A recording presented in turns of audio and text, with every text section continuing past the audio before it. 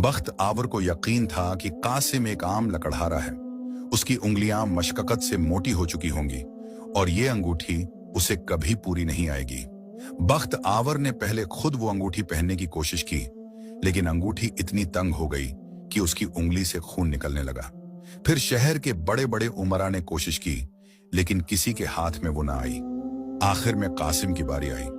कासिम ने बिस्मिल्लाह पढ़ी और अंगूठी को अपनी उंगली के करीब किया। जैसे ही अंगूठी ने कासिम की उंगली को छुआ, वो मोम की तरह नरम हो गई और बिल्कुल फिट आ गई। उसी लम्हे दरबार की दीवार पर लगी सुल्तान शाह आलम की तस्वीर से एक नूर निकला, जो कासिम के चेहरे पर पड़ा। सुल्तान जलालुद्दीन तख्त से उतरे और कासिम के सामने सर झुका दिया। शहजादे कासिम, हमसे बहुत बड़ी भूल हुई। हमने इस सांप बख्त आवर को अपना दोस्त समझा, जिसने आपके खानदान को बर्बाद किया। बख्त आवर ने भागने की कोशिश की, लेकिन सिपाहियों ने उसे जकड़ लिया। उसे उसी काली कोठड़ी में डाल दिया गया जहां कासिम कैद था। सेठ हाशिम, जो कासिम पर जुल्म करता था, खौफ से थर थर कांपने लगा, लेकिन कासिम ने उसे माफ कर दिया और कहा, तुम्हारे जुल्म ने ही मुझे सब्र सिखाया और आज इसी सब्र का फल मुझे मिला है।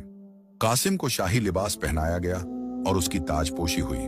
वो लड़का जो कल तक लकड़ियां काटता था, आज एक अजीम सल्तनत का बादशाह बन चुका था। दीन बख्त आवर की साजिशों से बेखबर एक रहम दिल इंसान है, लेकिन शहर तक पहुंचने का रास्ता इतना आसान नहीं था। बख्त आवर ने शहर के तमाम रास्ते बंद करवा दिए थे और मुनादी करवा दी थी कि एक बागी लड़का शाही खजाना लूट कर भाग रहा है।